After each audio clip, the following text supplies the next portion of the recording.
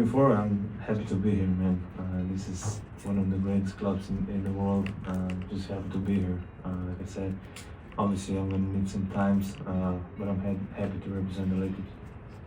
When the Lakers traded for Luka, we knew that this had potential to be one of the most dominant teams that the NBA has seen in a very long time. However, everything is not going to settle overnight. It's going to take time for a guy like Luka to develop chemistry, to build rapport with not only his teammates, but the coaching staff, the system of the team. And those things take time, sometimes months, maybe a year, but we can already start to see what this team could look like at its true potential. And last night, they ended up losing to the Hornets, but man, I saw some really good things. I actually tweeted out talking about how the ball movement, the floor spacing was just amazing to watch. And Luka really adds a new level, a new dynamic to this Lakers team I haven't seen in a very long time. If you want more updates of NBA, Lakers, Luka, go follow my Twitter right now. But in this video,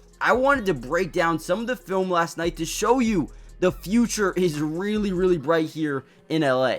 Now, one of my favorite things about Luka is his court mapping ability. He is one of the best players in the NBA when it comes to court mapping, and basically what that means is the ability to understand where the defense is, but knowing where your teammates are going to be. And right away, as this shot gets put up, right, he knows exactly where his teammates are. He knows LeBron was late to get up the floor. He knows that if he's able to get this rebound, all he needs to do is look up and fire this thing, right? Finds a wide open LeBron in transition, and we all know, right? We're all smart. We all know LeBron James. You cannot stop this man in transition. Throws down the dunk, gets it to go, and I guarantee you the amount of fast break, transition, buckets, opportunities that LeBron James and Luka is going to be able to get this season is going to be wild. Now, he's also one of the more gifted passers, high IQ players in the NBA, where we see, right, Rui down low, kind of side locking, getting that backside, leverage on his defender, and there's a height advantage as well.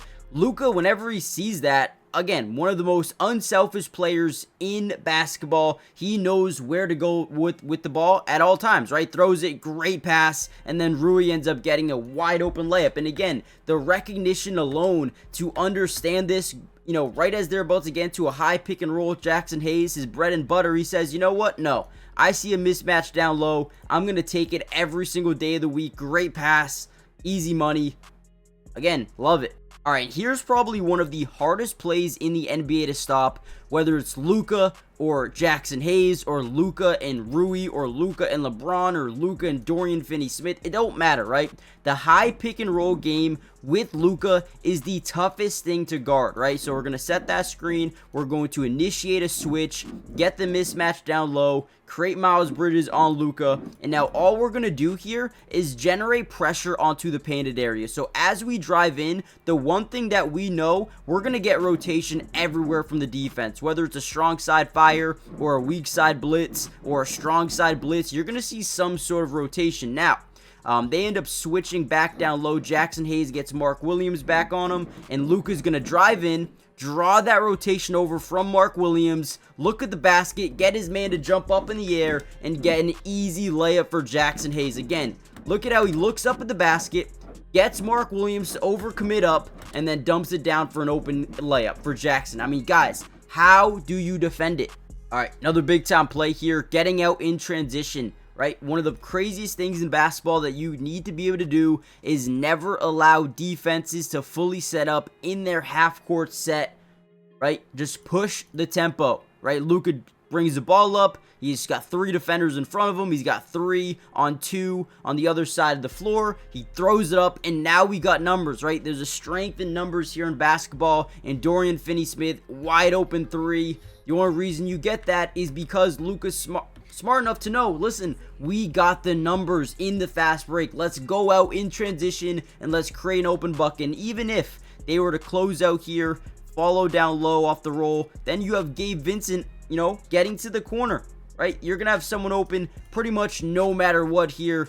Great job by the Lakers. Some really good ball movement. Now, before we break down any more Luka film from this last game, do me a big time favor, guys. Hit the like button if you want more of these videos, right? I want to break down the Lakers throughout the entirety of the season, and as long as you guys want to see them, I will continue to post them. But more importantly, make sure you guys subscribe to the channel if you're new. It is free, it doesn't cost anything, and like I said, Lakers videos all year long. Join the family. Look at that one. It was a very tough game for Luka in terms of being able to hit and knock down shots. And you can tell, right, a little bit of rustiness. But when that wears off, they only lost by, what, 3 points last night?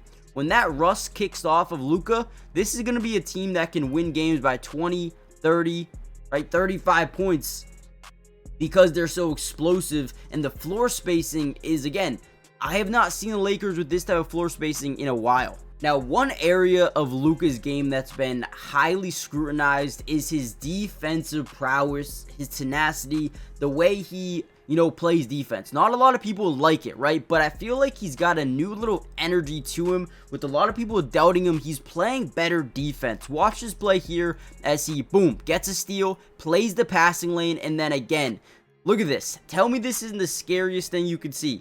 A rolling LeBron James, right? And then you have a driving Luka to the basket. What is this backside defender going to do? Well, he's probably going to go watch that lob of LeBron James, which basically opens up the lane for Luka to drive in for a wide open layup. And you can't guard that. Let's just be honest. Whenever you got Luka and LeBron in transition, driving to the basket, you got to pick one and hope the other one just misses the open layup, right? That's the only thing you can really do here.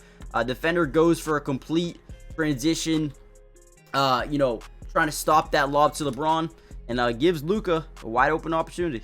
All right, here we go again. Probably one of the most dangerous plays, the high pick and roll with Luka and now Dorian Finney-Smith. All we're going to do is come off this. We're going to read the defense, see if this guy fights over, and see if this guy hedges over the screen, creating a little bit of a double team. We're also going to get a little bit of a slot cut out of this as well, because if they do double team with these two players off the screen and you get Dorian Finney-Smith to pop out, maybe potentially Miles Bridges drives or goes to pick it up, right?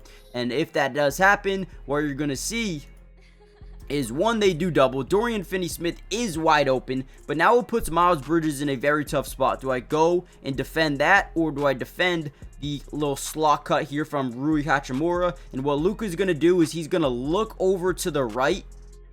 Basically, you see Patrick Mahomes doing this all the time. Look over in that direction, keep this guy honest, right? Keep him in line, and now we're just going to no-look pass it down into the paint.